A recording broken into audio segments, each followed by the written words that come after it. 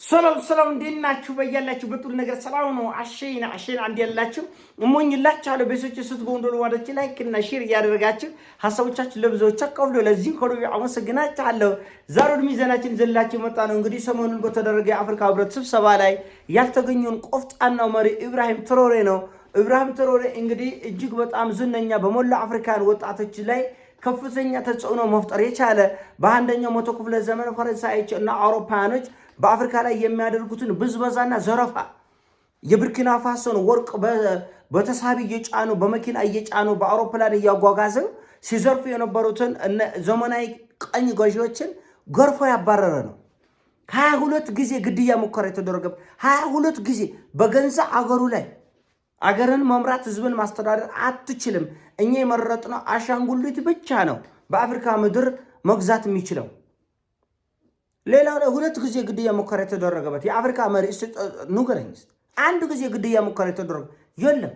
ኢብራሂም ትራኦሬ 22 ጊዜ የግድያ ሙከራ ተደረገ። ምን ስላደረገ ነው? አገርን ጥቅም አሳልፌ አልሰጥም፣ የእናንተን ብድርንም አልፈልግም፣ የእናንተን እርዳታንም አንፈልግም፣ እኛ ወርቅ አለን፣ ሀብት አለን፣ ወጣቶች አለን፣ ለም መሬት የሚያምር አገር አለን አንፈልግም ስላለ ነው። እንደዛ ከሆነማ ትጎደላለህ ተብሎ ኢብራሂም ትራኦሬ በአፍሪካ ህብረት ስብሰባ ላይ ተገኝቶ ቢሆን ኖሮ የዓለም ሚዲያ በሙሉ ትኩረትን እዚያ አተርኩ ነበር። መፍጠር የቻለው ተጽዕኖ ቀላል አይደለም።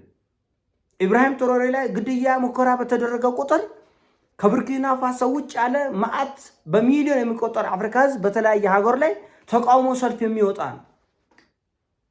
በቃን በኢራን ላይ የሚሰራው አሻጥር፣ በሊቢያ ላይ፣ በየመን ላይ፣ በሶሪያ ላይ፣ በአረቦቹ ላይ እየተሰራ ያለ አሻጥር የፈረሱበት መንገድ፣ አፍሪካ ወደኋላ የተጎተተችበትን መንገድ አፍሪካ ወጣቶች እንዲነቁ ያደረገ ቆፍጣናው መሪ ኢብራሂም ትራኦሬ 22 ጊዜ ደሙን ለማፍሰስ ሙከራ ተደርጓል። 22 ጊዜ ባንዳ ተፈልጓል።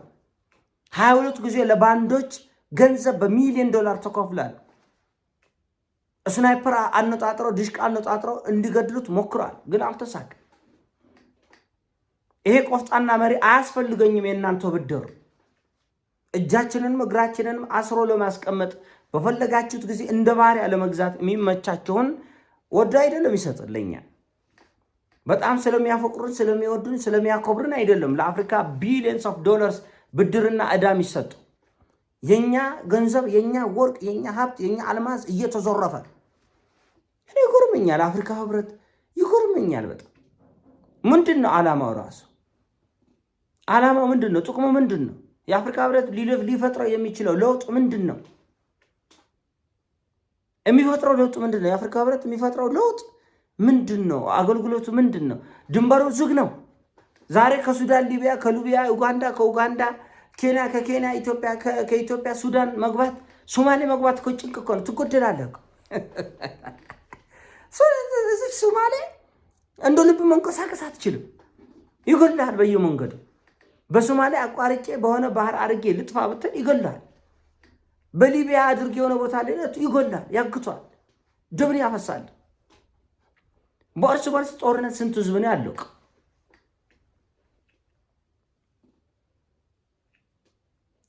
ስንት ህዝብ ነው ያለቀ? ዛሬም የዓለም ስደተኞች ከግማሽ በላይ የሚሆኑ ስደተኛው አፍሪካዊ። ያሳዝናል።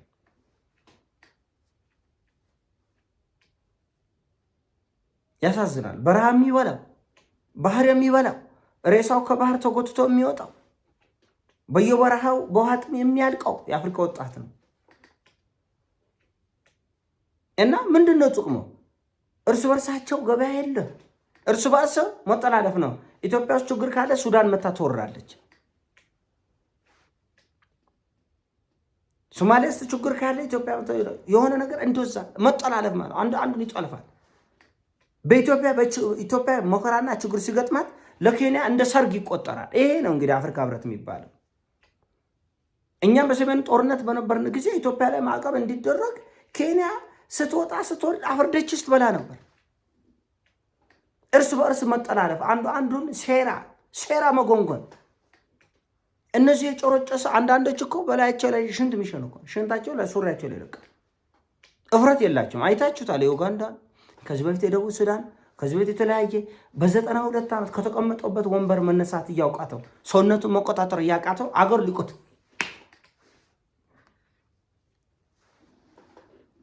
እና እንኳንም አልተገኘ። አንዳንዴ ሳስበው ኢብራሂም ትራኦሬ ምን ይሰራል እላለሁ። አንዳንዴ ያሳፍራችኋል እኮ ደግሞ ከአፍሪካ ህብረት ብሶ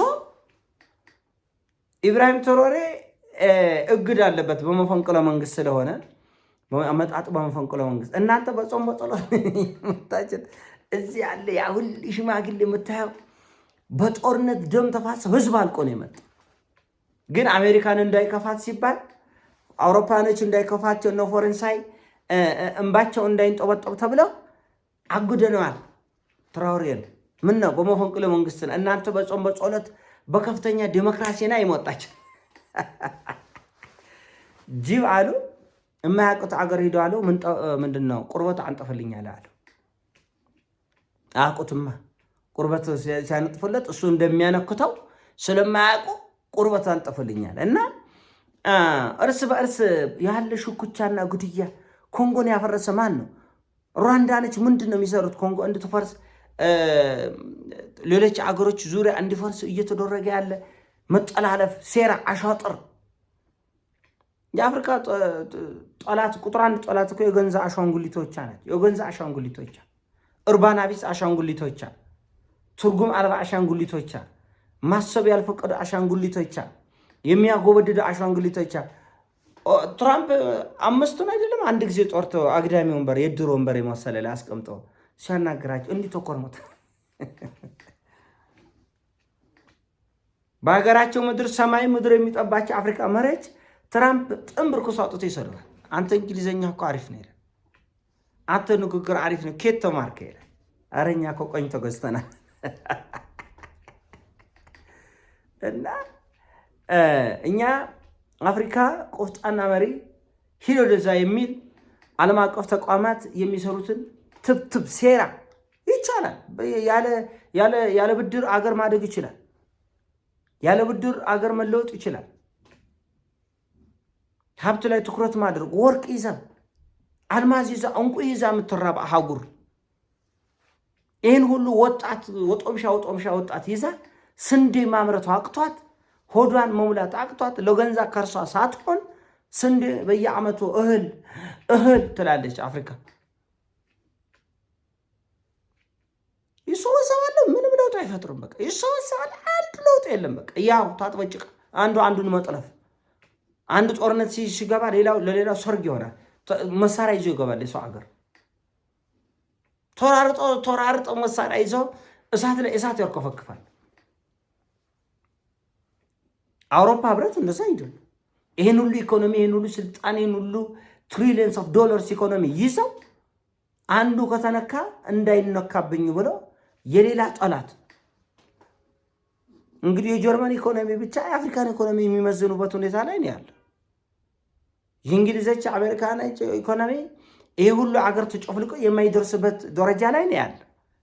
ግን እነሱ ከዚህም በላይ አንድነት ያስፈልገናል፣ ከዚህም በላይ ህብረት ያስፈልገናል፣ ከዚህም በላይ መረዳዳት ያስፈልገናል፣ ከዚህ በላይ መቆራረብ ያስፈልገናል ብለው የሰለጠኑ ሀብታም የናጠጡ አገሮች አንድ ሲሆኑ አፍሪካ ግን በድህነት ላይ ድህነት፣ በጦርነት ከሚያስቀይመው ባህሪያቸው ሁሉ አፍሪካ መሪዎች አንድ ጦርነት ላይ ሲሆን ሌላው እሳት ይዞ ቤንዚን ይዞ ይመጣል። ይውደም አንዱ አገር በመውደሙ ልክ የምቆኝ የሞተተኛ ስራ ነው የሚሰራው። እኔ ደግሞ ትንሽ የፍርፋሪ አገኛለሁ። መሳሪያ ይሸጣል፣ ቦምብ ያቀብላል። ፈረንጆች ለዚህ አሻጥር እንዲሞቻቸው አንዱ አገር ሲተራምስ ሌላ አገር ሞድፍና ቦምብ ያቀብላል። አሁንማ ድሮን ሁሉ መስጠት ጀምራል። አፍሪካ መሪዎች ያን ይቀበሉና ለታጣቂ አስታጥቀው ግባ ይላል።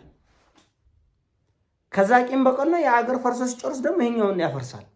ይሄ ምንድነው? የተላላኪነት መንፈስ ነው። እና አፍሪካ ህብረት ሰሞኛም ያላቸው አይመስለኝም። ብዙ ነገሮች ተስፋ የሚያስቆርጡ፣ የሚያበሳጭ፣ የሚያናድዱ፣ ደም የሚያፈሉ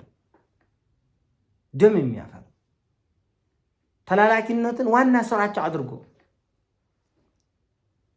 አንዱ ሀገር ሲፈርስ አንዱ ሀገር እንዲፈርስ ከአውሮፓ ከአረብ ሀገር ከተለያየ ዓለም ተልእኮ ተሸክመው እርስ በርሳቸው ሲፋጅ የሚኖሩ በመሆኑ በጣም የሚያሳዝን ነው። ይሄኔ ሀሳብ ነው። ሲሞቻችሁ ላይክ ሼር አድርገው። ወዳችኋለሁ። ፒስ